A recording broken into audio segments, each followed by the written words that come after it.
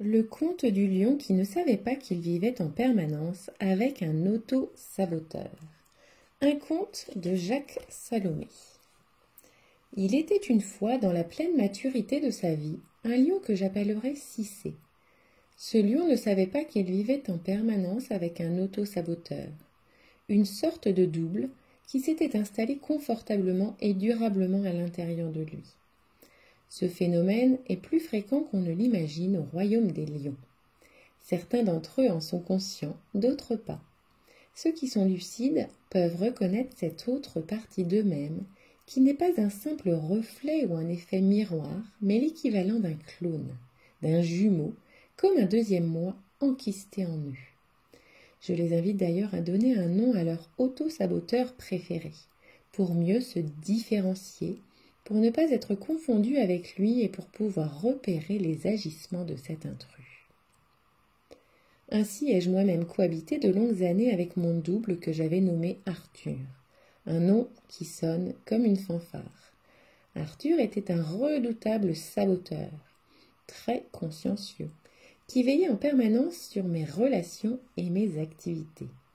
Dans un premier temps, il se manifestait de façon subtile, par des doutes, des inquiétudes, puis rapidement par des interrogations polluantes, des autodisqualifications, des culpabilisations anticipatoires, des hésitations, ou la pression d'une angoisse qui surgissait et me poussait soit à renoncer, soit à fuir dans le faire, dans l'activisme, dans le passage à l'acte réactionnel, ce qui en général n'arrangeait rien.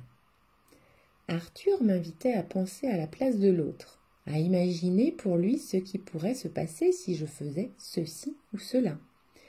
Il prévoyait les conséquences de mes intuitions, toujours négatives et catastrophiques, ce qui avait pour effet de me bloquer, de me paralyser et me faisait renoncer à la plupart des rencontres que j'aurais pu vivre, de laisser en plan des projets que j'aurais pu réaliser et réussir. Ou encore, il me faisait aller dans un sens ou une direction qui n'était plus du tout les miens, mais que je prenais pour ne pas faire de la peine, pour que l'autre ne pense pas que j'étais un égoïste ou ceci ou cela.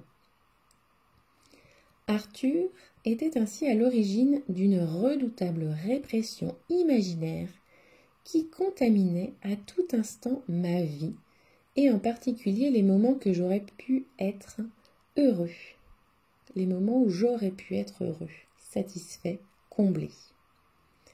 Il surgissait dans les moments les plus inattendus, en me laissant croire qu'il prenait soin de moi comme s'il voulait me protéger, mais en réalité pour me diminuer, me nier et alimenter un auto-sabotage subtil. Il prenait, malgré moi, de plus en plus de pouvoir sur moi. Le double que nous portons n'est pas toujours négatif comme celui que je viens de décrire. Il peut être complémentaire ou d'un antagonisme stimulant. Il peut aussi se révéler un allié fidèle qui va nous épauler dans les moments difficiles. Mais dans le cas de Ciré, ce double était vraiment nocif dans le sens où il s'arrangeait pour saboter ses décisions, ses projets, ses engagements amoureux ou professionnels, ses réussites potentielles. Un double qui ne lui voulait pas du bien, pas du tout, qui s'organisait sur un mode parasitaire quasi automatique pour annuler tout ce qui aurait pu favoriser l'épanouissement de Ciré. Son auto-saboteur utilisait au départ un moyen très simple. Il suscitait un laisser-aller, un laisser-faire pas du tout désagréable, qui se transformait insidieusement en passivité. Une passivité que l'on pouvait prendre pour de la sérénité, pour du calme, de la réflexion, une distanciation nécessaire pour ne pas se laisser emporter dans le flot des sollicitations ou des urgences de la vie. Passivité qui lui faisait remettre à demain, à plus tard, à un autre moment indéterminé, une décision importante, un coup de téléphone, l'engagement de ne plus fumer, de surveiller son alimentation, de prendre soin de son corps, de prendre sa douche, de se couper les ongles, de penser à se vêtir avec plus d'élégance. Passivité qui faisait reculer jusqu'à l'extrême limite les choix à faire. Et ceux-ci se rétrécissaient jusqu'à ce qu'il ne reste en bout de course qu'une seule alternative, pas nécessairement la meilleure. Par ailleurs, toutes ces décisions reportées, ces atermoiements qui s'accumulaient dans la vie de Ciré, s'ajoutaient les uns aux autres, se mélangeaient, se concurrençaient, encombraient son esprit et mobilisaient une énergie considérable. Ce qui freinait sa disponibilité le rendait peu ouvert et peu réceptif à tout ce qu'il aurait pu vivre de bon, et surtout à la possibilité de savourer le présent au présent. L'auto-saboteur de Ciré était particulièrement actif dans 3 grands registres de sa vie. D'une part, dans les rencontres amoureuses de Ciré, tout se passait comme si son auto-saboteur préféré s'arrangeait pour lui faire choisir et s'attacher à des lionnes asociales, insupportables, quasiment invivables, qui au départ se montraient affectueuses, tendres, puis se révélaient de véritables mégères, exigeantes, frustrantes, pouvant l'exploiter sans vergogne ou se replier dans des refus, des silences culpabilisateurs et dévitalisants. Sa vie affective, amoureuse et sexuelle était aussi un grand champ en friche sur lequel toutes les potentialités de Ciré, qui était pourtant très vivante et dynamique, se flétrissaient, se stérilisaient. D'autre part, l'auto-saboteur de Ciré se manifestait dans le domaine professionnel en le poussant, en l'encourageant à développer des actions pour lesquelles celui-ci n'avait justement pas de compétences ou peu d'habileté, comme la gestion, l'organisation, l'animation d'une équipe. Alors que Ciré était plutôt un individualiste créatif, un rêveur génial, un bâtisseur de projets. C'est pour cela qu'il aurait eu besoin pour réussir d'une structure extérieure stable, solide, cohérente pour encadrer, soutenir, valoriser ses projets. Son auto-saboteur le poussait au contraire à essayer de tout résoudre par lui-même.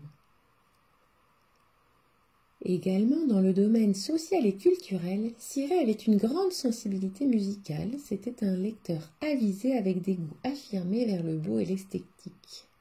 Mais sa vie sociale était réduite à néant, son saboteur trouvant toujours des prétextes pour le retarder, lui faire manquer l'heure, l'empêcher de se préparer à temps, de s'habiller correctement pour tenir sa place dans une rencontre.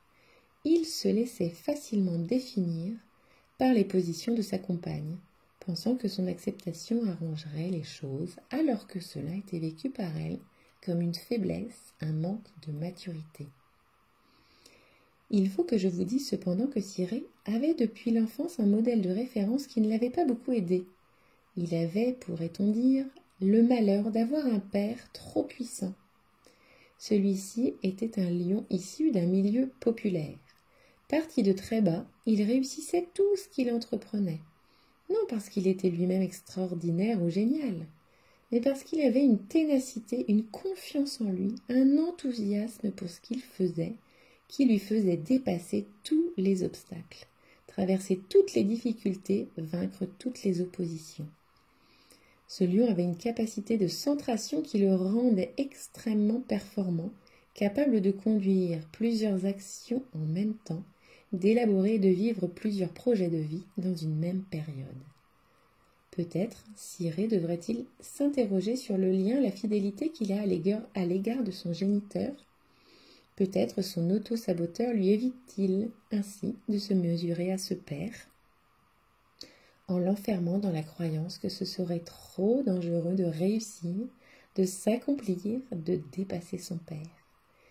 L'histoire de Ciré me fait penser à ma grand-mère qui disait à ceux qui s'arrangent pour toujours échouer « À qui auriez-vous peur de faire de la peine si vous réussissiez, si vous acceptiez d'être heureux, si vous accomplissiez le meilleur de vous, qui de vos proches ou connaissances serait le plus malheureux en apprenant votre réussite ?» Au pays des lions, comme parfois dans le monde des hommes, il faut savoir renoncer à son auto-saboteur préféré pour accepter d'être plus soi-même et se réaliser au plus près de ses possibles.